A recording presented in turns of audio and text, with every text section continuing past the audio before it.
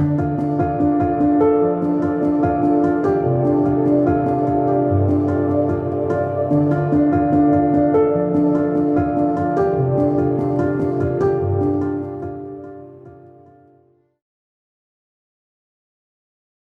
everyone and welcome back to the George Collection. I'm Rachel Rightside Blonde. For today's episode, I wanted to highlight an article that caught my eye because of the book I'm reading right now, which is The Godfather. It's a great book, but this title caught my eye because of that book. The title of the article is How the Mafia Infiltrates Wall Street by John Connolly, and this is from the December 1998 issue of George magazine. The title of the article is Wise Guys on Wall Street. For decades, New York's crime families have controlled everything from the city's garbage disposal to its fish markets. Now they're muscling in on the financial market. An inside look at how the government is cracking down on these modern-day mobsters. It is a hot August evening, and I've driven to an Italian restaurant on Staten Island, New York to meet my source. The restaurant, which is in a strip mall not far from the Verrazano Narrows Bridge, is known as a wise guy's joint. The front room is loud and crowded with big-haired women and men in t-shirts. In deference to my dinner guest, we are seated at a corner table in the quieter back room. After some small talk and having placed our order, we get down to business. My dinner companion, whose identity I'll protect by calling him Carmine, is a young stockbroker at one of the many small nefarious brokerage firms that have been spawned by the 90s bull market on Wall Street. Carmine's custom-made white shirt, complete with monogrammed cuffs, accentuates his weightlifter's body. He tells me that he picked this eatery because it's safe. No one knows me, he says with a strong Brooklyn accent, but it is obvious in the way the other diners smile and nod at him that they know who Carmine is and whom he associates with. Carmine has agreed to meet with me because I assured him that I would not reveal his identity. Born and bred in Bensonhurst, Brooklyn, he now lives in a pricey condominium on Manhattan's Upper East Side. For the last half dozen years, Carmine has been working at a number of so-called microcap brokerage firms. He does well for himself, earning more than $250,000 a year, cold calling unsuspecting investors, conning them into buying worthless microcap stocks. Although stock fraud is as old as the days when trading occurred beneath the buttonwood tree on Wall Street, the fraudulent selling of microcap stock has become epidemic. In 1997, microcap stocks made up a lion's share of more than $9 billion that investors lost to securities fraud, says Mark Bucamp of the North American Securities Administrators Association, and we expect that figure to be higher this year. Microcap stocks are the latest incarnation of what were once known as penny stocks. Usually issued at $5 a share, they represent investment in small startup companies that are not traded in any of the major stock exchanges. Because they are relatively cheap, these stocks are enticing to the first-time investor who is hoping to build a portfolio. And despite the recent instability in the market, where the bear seems to be rearing its head, there are more first-time investors than ever before. In 1980, 1 in 17 households owned some sort of stock. Today, thanks in part to mutual funds, 401k plans, and online investing, that ratio has skyrocketed to 1 in 3 households. But this increase in the number of investors has opened up opportunities for the mafia on Wall Street. And the mob is preying on the inexperienced investor, the one who plays microcap stocks. 60 years ago, mob kingpin Charles Lucky Luciano said, "I learned too late that you need just as good a brain to make a crooked million as an honest million."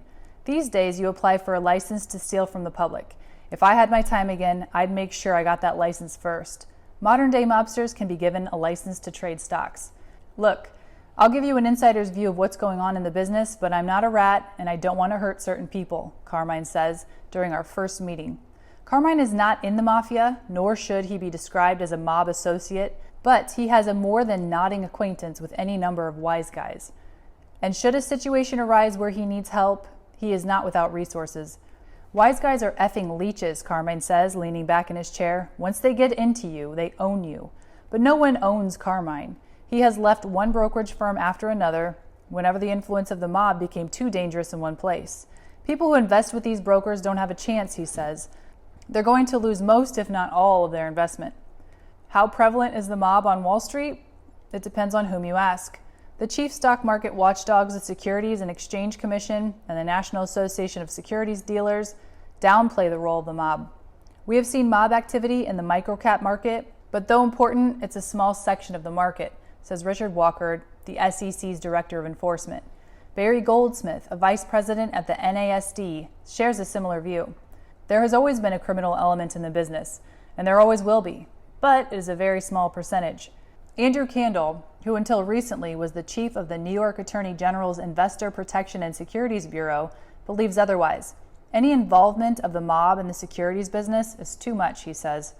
When we first began tracking the mob guys, we had charts of their hierarchy and their associates, but they have become so widespread and numerous, the charts no longer work. During a 3-month investigation into the mob's presence on Wall Street, George reviewed scores of fraud cases, both civil and criminal, and in nearly every instance found mob involvement. We also learned that these bucket shops, or chop houses as they have been called, are having a field day with investors' money.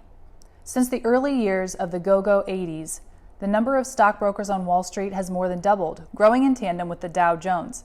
There are now more than 580,000 registered brokers in the United States, and while the majority of these brokers are legitimate, the mob is never far from the action. There is a whole group of brokers from Bensonhurst, Brooklyn, who would have been car boosters a generation ago, says Assistant Manhattan District Attorney John Moscow.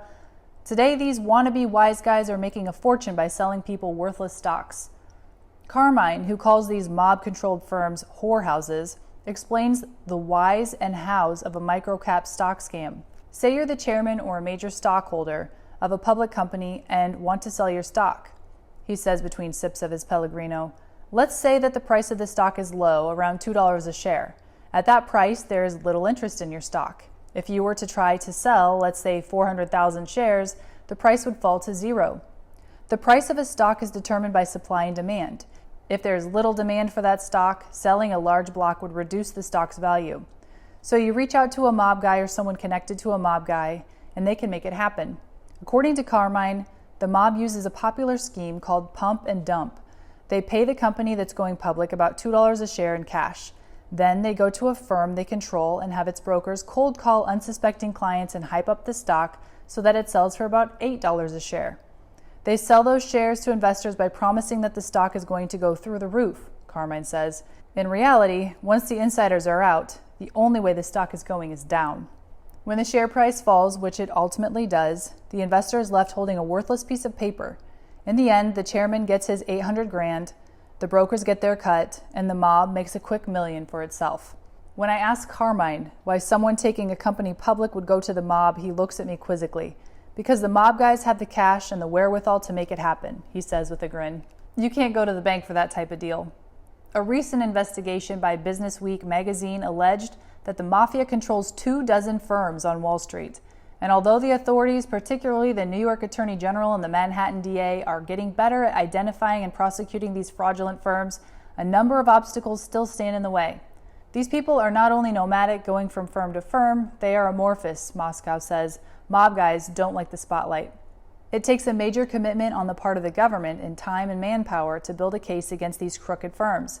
And there is a competitiveness on the part of prosecutors to bring out convictions, which in some cases has led to a duplication of effort. That is particularly true with the Office of Mary Jo White, the U.S. Attorney for the Southern District of New York, which includes the financial capital of the world, Manhattan. The Southern District Office has always been known as the nation's top stock market cop. In 1997, it filed 68 securities cases and filed an even greater number this year. And that crusade has led to accusations of overzealousness by other federal, state, and local prosecutors. On more than one occasion, White's office has indicted people who have already been charged by either state or Manhattan prosecutors. Doesn't Mary Jo know that there's more than enough crime to go around, one prosecutor quips. This past December, White became involved in a headline-grabbing hissing match with Robert Morgenthau, the Manhattan DA. In an apparent attempt to end-run Morgenthau, White arranged for a plea bargain with Marissa Baridas, a former employee of the prestigious Wall Street firms Smith Barney and Morgan Stanley. Morgenthau, who had already indicted Baridas for passing along inside information to an investor with alleged mob connections, abruptly accused White of kidnapping his case. But White has repeatedly stated that it is the responsibility of her office to prosecute securities fraud, and that to prosecute such cases under only state law diminishes their seriousness. One highly placed government prosecutor, who asked not to be identified, suggests that White pay more attention to cases that she is currently prosecuting instead of perusing the newspapers for cases to steal. The source is referring to the snafu in White's office that has put many stock fraud victims and witnesses in possible danger. In November 1997, White indicted 19 people, including high-ranking members of the Genovese and Bonanno crime families, on stock fraud charges. Somehow, a confidential memo that contained the names of victims and witnesses was given to a defense attorney. Often in this type of case, the defendants take plea deals. Not so in this case. It is scheduled for trial later this winter, and because of the slip-up by the U.S. Attorney's Office, the defendants have a chance of getting off. The mobsters are certainly enjoying the infighting. The wise guys thought it was hilarious, Carmine says of the feud. Prosecutors are fighting over one case, and the mob is out here scamming millions. The fallout from the mob's infiltration of the street is anything but comical. A number of brokerage houses have toppled. One such firm was Hanover Sterling. In February 1995, the doors of Hanover closed for good. The firm had specialized in initial public offerings, IPOs, commonly called house stocks, which could be easily controlled by the principals inside the brokerage firm. At Hanover, the principals were the purported owner, Robert Cottaggio, and the top sales manager, Joseph DeBilla, both of whom were associates of Louis Malpeza Jr., a capo in the Colombo crime family. Everybody on the street knew that it was a wise guy operation, Carmine says, of the now defunct firm. Cottaggio and DeBilla got greedy and artificially ran up the price of Hanover's house stocks to such a high level that it quickly attracted the attention of some of Wall Street's most notorious short sellers, including a company controlled by Philip Abramo, a capo of the New Jersey DeCavalcante crime family and reportedly the leading mob power of Wall Street. Short selling is a risky practice whereby investors borrow stocks, sell them, and hope the market will go down. Then they buy replacement stocks at the lower price, return them to the lender, and pocket the difference. But if the value of the stock goes up, the short seller still has to replace the borrowed stock, now at a higher price, and the losses can be tremendous. According to sources close to the case, Cottaggio and DeBella were feeling the heat of trying to keep up with the artificial price of Hanover's house stocks in the face of a short-selling onslaught. In January 1995, a truce was brokered between Hanover and the short sellers. A lawyer on the case called it extortion, but Cottaggio and DeBella agreed to sell Abramo and his friends enough stock to cover their shorts. The profit for the short sellers was in the millions. But in February, the truce was broken and the short selling began again in earnest. By the middle of the month, when DeBella and others realized the situation was hopeless, they began selling the stocks of their preferred customers, often the accounts of relatives, girlfriends, and wise guys. But finding no market for these shares, they sold the stocks to the house account and into the accounts of unknowing clients. A few days later, on February 24th, after hours of furious trading, DeBella and Cottaggio fled Hanover, leaving their clearinghouse, Adler Coleman, holding the bag. The losses sustained by creditors and investors were astronomical, close to $200 million. Adler Coleman, who cleared and settled Hanover's transactions, guaranteed the trades, but could not meet its capital requirements and was forced into bankruptcy that evening. In court, Eddie Cohen, Adler's chairman, testified that he and his family had repeatedly been threatened with harm if he cooperated with the bankruptcy trustee. Cohen ignored those threats and he paid for it. He was viciously assaulted in a Manhattan parking garage by unidentified assailants. What makes the presence of the mob on Wall Street so pernicious is its penchant for intimidation, both financially and through threats of physical violence, Candle says. Stories of gun-toting mobsters threatening brokers are not uncommon. In one incident, wise guys were said to have held a broker outside a window high above the street until he agreed to cooperate. A year after Hanover folded, Louis Malpeza Jr. was caught in an FBI stock fraud sting threatening a broker who owed him money. "I'll have 80 guys look for you and effing make you effing torture for a week before you die," he was heard to say on tape. The intimidation tactics of the mob have caused some brokers to hire bodyguards. Andrew Bressman, president of A.R. Barron, always traveled with his personal bodyguard. Apparently, Bressman was afraid of some of his business associates, and with good reason. In May 1997, Morgenthau's office arrested Bressman and a score of his brokers on stock fraud charges. All the defendants either took pleas or were found guilty. Carmine believes that at least 2 of the brokers who accepted jail terms and kept their mouths shut did so to protect mobsters involved with A.R. Barron. A source in the DA's office confirmed Carmine's allegation, saying, "We know about the mob guys, and our case has now expanded to include them as targets." A.R. Barron cheated investors out of tens of millions of dollars. Its clearinghouse is the prestigious and well-known Bear Stearns & Company. Clearing for firms is a highly profitable business, and Bear Stearns is one of the biggest. As the managing director of Bear Stearns' clearing operation, Richard Harriton has become a very wealthy man. According to law enforcement sources, Harrington had a close friendship with Bressman.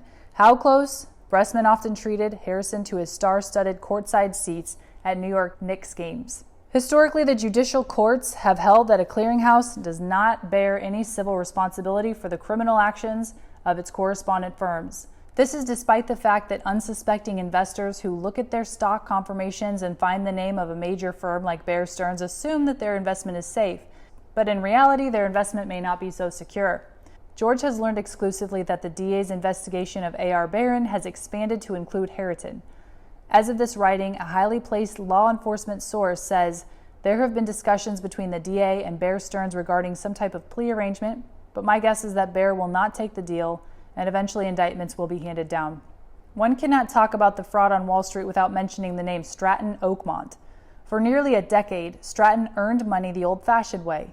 It stole from naive clients, master of the pump and dump. Stratton made millions for its preferred customers such as Gambino crime boss Philip Beretti. In 1993, one of Stratton's most famous preferred customers made a $37,000 profit in one day. That preferred customer, though not a wise guy, had power of a different kind. He was Senator Alphonse D'Amato, then the top Republican on the Senate Banking Committee, which is responsible for overseeing the securities industry. But before the press could break the story of the senator's good fortune, D'Amato put the account into a blind trust. Stratton was uncovered as an upscale bucket shop in 1999 by Forbes magazine and was eventually put out of business by the NASD in 1996. By then, though, thousands of investors had lost hundreds of millions of dollars.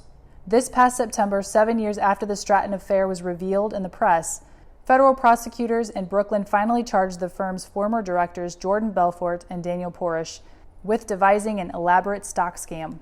Sources close to the case say that Belfort was assisted in the scam by known organized crime connections. More arrests are expected this winter. With so many unscrupulous securities dealers on Wall Street, many investors may not know which way to turn.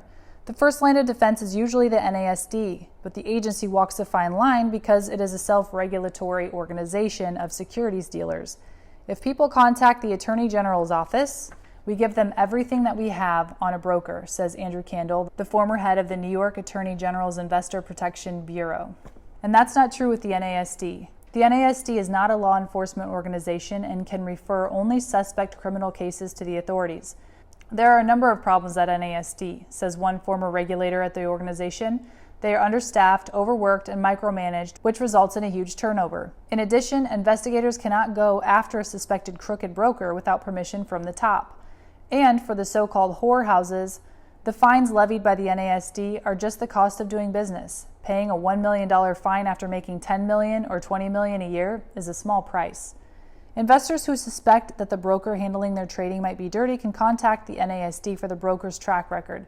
But George has learned that the NASD report given to investors is unfortunately far from complete. We requested the record of Alfred Palagonia, a former stockbroker at D.H. Blair. One of Blair's top moneymakers, Palagonia, had John Gotti's son-in-law as one of his clients. The report George received from NASD lists a little more than 3 pages of complaints against Palagonia. But from another source, the magazine was able to get his whole disciplinary record, which is nearly 20 pages long. It is only when a broker is found guilty of a violation or is in arbitration with a client that it is entered into his record, a former NASD regulator explains of the disparity. And while a case is being settled, which can take more than a year, the suspected broker can continue to wreak havoc on the investing public. During one of my last meetings with Carmine, I mentioned something Andrew Kandel said to me the day before. When these brokers cold call, the person at the other end is just a voice on the phone, Kandel said, not an honest-to-God person that they are stealing from. Carmine, who is smart and hardworking, he often makes 500 cold calls a day, says that he feels little remorse for the people whom he is scamming out of their life savings. We just burn clients so badly, he says. But as he gets up to leave, he does mention that he is considering a new job. Carmine may move to one of the more upscale brokerage firms on Wall Street. There are a lot of people in America with a lot of money, he says with a smile, and they're just waiting for someone like me to call them. After reading The Godfather and reading this issue of George with this article, I definitely can see a connection. But it's 2023. How involved is the Mafia in Wall Street today? Who knows? That does it for this episode of the George Collection. Thank you so much for watching. Have a great week, and I'll see you next time.